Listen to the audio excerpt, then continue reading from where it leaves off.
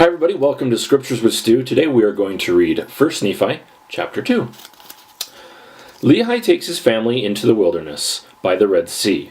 They leave their property.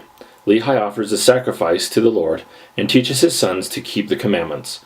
Laman and Lemuel murmur against their father. Nephi is obedient and prays in faith. The Lord speaks to him and he is chosen to rule over his brethren. For behold, it came to pass that the Lord spake unto my father, yea, even in a dream, and said unto him, Blessed art thou, Lehi, because of the things which thou hast done, and because thou hast been faithful and declared unto this people the things which I commanded thee. Behold, they seek to take away thy life. And it came to pass that the Lord commanded my father, even in a dream, that he should take his family and depart into the wilderness. And it came to pass that he was obedient unto the word of the Lord. Wherefore he did as the Lord commanded him. And it came to pass that he departed into the wilderness, and he left his house, and the land of his inheritance, and his gold, and his silver, and his precious things, and took nothing with him, save it were his family, and provisions, and tents, and departed into the wilderness. And he came down by the borders near the shore of the Red Sea, and he traveled in the wilderness in the borders which are near the Red Sea. And he did travel in the wilderness with his family, which consisted of my mother Sariah, and my elder brothers, who were Laman, Lemuel, and Sam. And it came to pass that when he had traveled 3 days in the wilderness, he pitched his tent in a valley by the side of a river of water.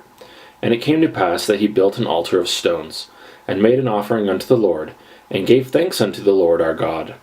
And it came to pass that he called the name of the river Laman, and it emptied into the Red Sea, and the valley was in the borders near the mouth thereof.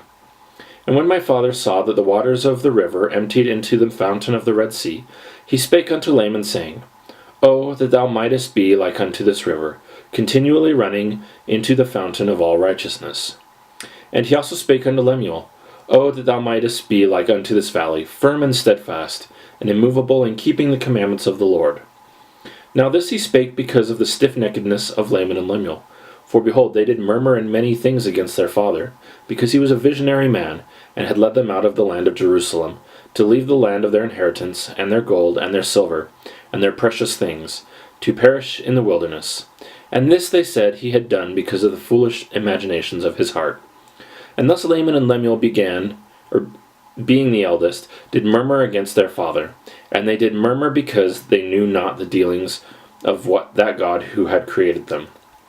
Neither did they believe that Jerusalem, that great city, could be destroyed according to the words of the prophets. And they were like unto the Jews who were at Jerusalem, who sought to take away the life of my father.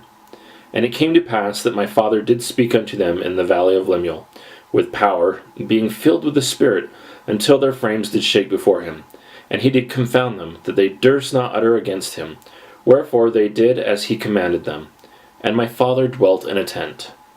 And it came to pass that I, Nephi, being exceedingly young, nevertheless being large in stature, and also having great desires to know of the mysteries of God, wherefore I did cry unto the Lord, and behold, he did visit me, and did soften my heart, that I did believe all the words which have been spoken to my father.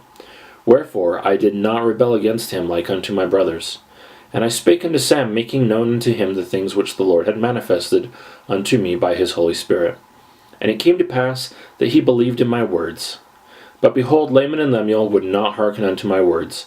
And being grieved because of the hardness of their hearts, I cried unto the Lord for them.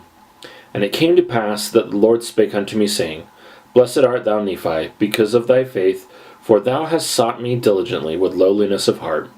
And inasmuch as ye shall keep my commandments, ye shall prosper, and shall be led to a land of promise, yea, even a land which I have prepared for you, yea, a land which is choice above all other lands.